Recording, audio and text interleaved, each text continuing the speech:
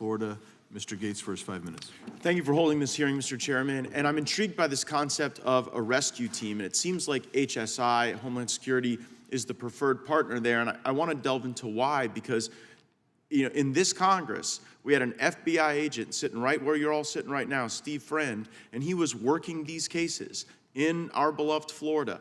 And he was pulled off of those cases to go and take down people's license plates at school board meetings over parents protesting. And so I guess I want to understand best how to assemble the type of rescue team that you're talking about, and then maybe thinking about some of the assets that exist, like at the FBI, in addition to those at Homeland Security. So, perhaps Mr. Cole, Mr. Madsen, your law enforcement experience, you could draw on that and talk about how to assemble the right equities and the right capabilities to attack the problem. Yes, Mr. Gaetz. So Homeland Security investigation, surprisingly to most people, actually is responsible for more than 60% of child exploitation prosecutions, federal prosecutions in the United States. Traditionally, HSI is actually one of the first agencies to work this crime type. So prior to the internet, this material was smuggled into the country from foreign sources through our ports of entry and through the mails. U.S. Customs Service, which is the predicate agency for Homeland Security investigations, worked those investigations by seizing those materials as they came into the country across our borders. That gives us a legacy and long-term subject matter expertise in this crime type. And so we worked closely with the U.S. Postal Service in that endeavor, and really the FBI didn't start working these cases until much later. Yeah, but we're in a different era now. As Ms. Cooper's laid out, we've got to follow that digital footprint right back to the source so that we can make these rescues. And I guess I'm a little worried about Homeland Security because I'm holding this Inspector General report that analyzed how they're dealing with the number of unaccompanied children that are coming over the border.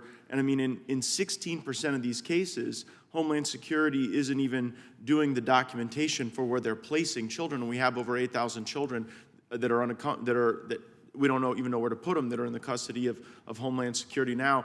Mr. Madsen, do you have a perspective on maybe how to pull together the right equities to build the type of rescue team that we're discussing?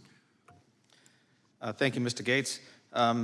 As the former task force commander for North Florida, we worked very well with a lot of peer agencies within all the way from the Panhandle down to Rockledge, which was the area that I covered, both from federal and state and local, so between FDLE, FBI, and HSI.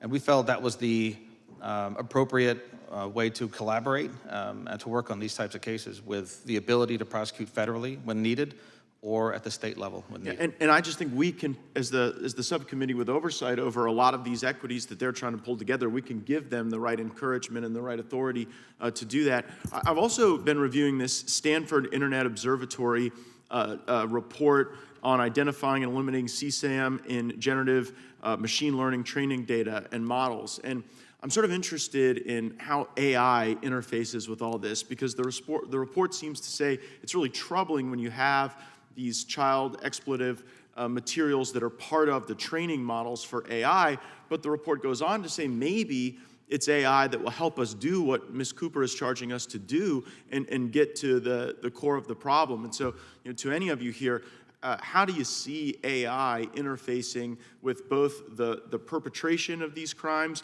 but also perhaps the investigations and the prosecutions and the resolutions of them? Yeah, I'm happy to take that answer.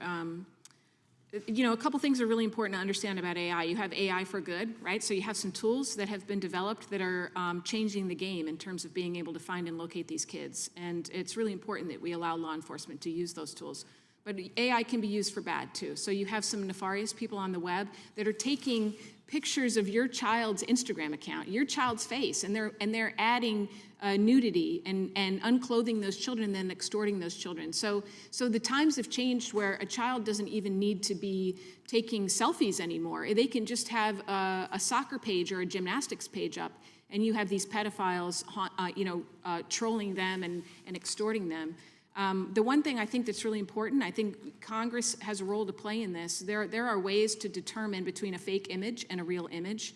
And that technology needs to improve. It needs to be invested in. There are watermarks that need to be required by Congress. So any company that is developing an AI tool needs to have a type of watermark so that law enforcement, as they're reviewing these images, can really distinguish between the fake and the real. I'd love to follow up with you on that. Mr. Chairman, I have a couple unanimous consent requests. I seek unanimous consent to enter into the record the OIG Inspector General's report on some of these unaccompanied children at the border. Without objection. And I further seek unanimous consent to enter the Stanford Internet Observatory publication into the record as well. Without objection. And just, Mr. Tebow, last time I saw you in person, you were beating my Knowles in Tallahassee. So while I know this is a very challenging dynamic, it's good to see you again in person. Go Knowles. Yield back. Good to see you as well. I can't repeat the last part, but I guess